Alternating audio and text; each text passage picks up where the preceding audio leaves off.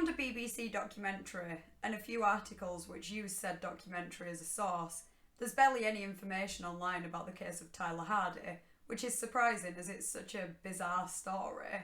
I don't want to give too much information away in the intro, so without further ado, we'll jump straight into it.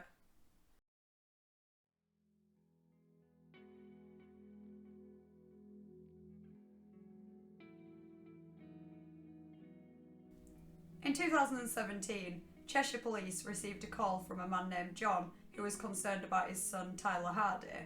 John's ex-partner, Tracy Hardy, had stopped John seeing Tyler over 2 years ago now. He became increasingly worried when he hadn't heard any updates about him. He'd never had any photos, no contact or anything for 2 years. Prior to 2015, John had had quite regular contact with Tyler and had paid maintenance monthly to help raise him. Since Tracy had stopped contact for some unknown reason, John had been in contact with solicitors to try and gain custody of his 5-year-old son. He had called the police to report Tyler missing when his solicitors had grown increasingly concerned as they were unable to trace him at all. 2 police officers were dispatched to Tracy's last known address. I'm not actually sure if they managed to gain entry to the property or if they were just looking through windows in the surrounding area, because I don't think they actually were in contact with Tracy that day. But when they did arrive there, they realised not only that there was no sign of Tyler, but no sign of a child living there at all. There were no toys on the floor, no kids' clothes, no drawings on the fridge. It just didn't appear that any children were living there at that time. The officers spoke to Tracy's neighbours, who said they'd never seen a child enter or leave the property at all. An officer went to Tracy's place of work to question her on her son's whereabouts. They noted that she seemed quite nervous, though I think most people probably would be, even if they didn't have anything to hide, so they didn't really think much of that. When questioned, Tracy stated that she didn't have a son, let alone one named Tyler, and that she'd never heard of John and that he certainly wasn't her ex-partner. Police were a bit baffled by this, but they thought they must just have the wrong person, so they did a little bit more investigating, and after some digging they found some court documents that were in Tracy's name and sent to her address, confirming that this was in fact the right Tracy. When asked about the court documents, Tracy revealed that she had been sent those letters, but that they were not for her. She said that she had contacted the court to tell them that they had the wrong person and that she had no knowledge of a Tyler or a John. I guess it seems unlikely that they'd have the wrong person, but okay, so why didn't she reveal this information before when she was asked about John or Tyler? She could have said that she'd heard of them before because of these documents, just that she had no relation to them. At this point, it's anyone's guess what could be going on. Could Tracy be telling the truth and she really was being confused for another Tracy? Could she be lying and she actually did have a son named Tyler? Maybe something happened to him, like he went missing, or maybe even Tracy harmed him in some way? Or could John just be delusional, or making the story up for some unknown reason?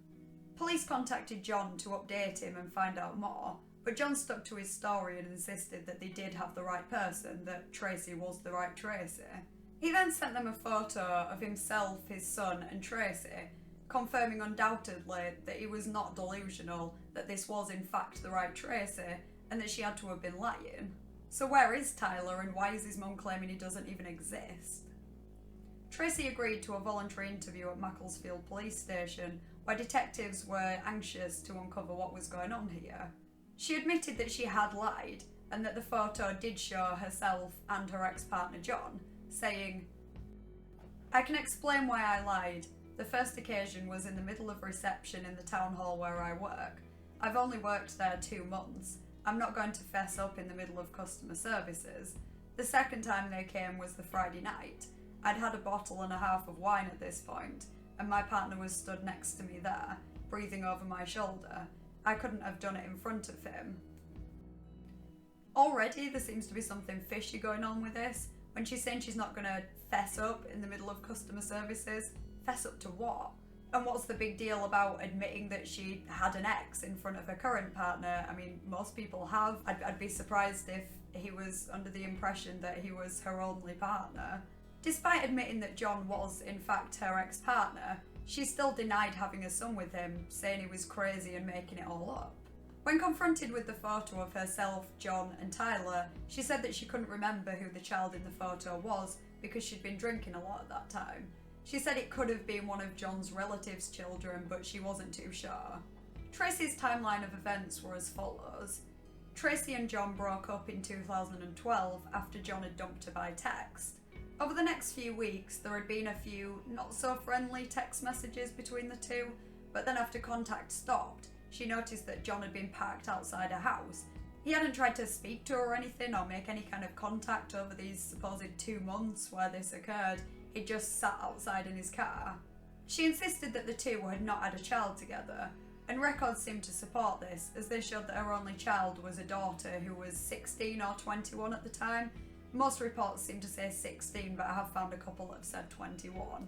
However, John told a different story. It seemed that the only thing that the two could agree on was roughly when they broke up. According to John, the two had met on a dating website, and they had just broken up after 3 years together when Tracy announced that she was pregnant. He recalls meeting up with her one night and putting his hand on her stomach, believing that she was heavily pregnant. Not knowing who to believe, police managed to get in contact with Tracy's daughter to ask who the boy in the photo was. Shockingly, she revealed the boy in the photo was not John and Tracy's son. They'd never had a child together. The boy who John believed was his son was actually Tracy's friend's son and wasn't even called Tyler.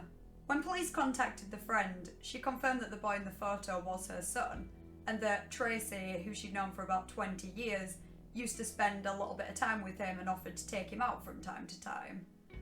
When police confronted her with this information, Tracy realised that her lies had caught up with her and the only option left would be telling the truth.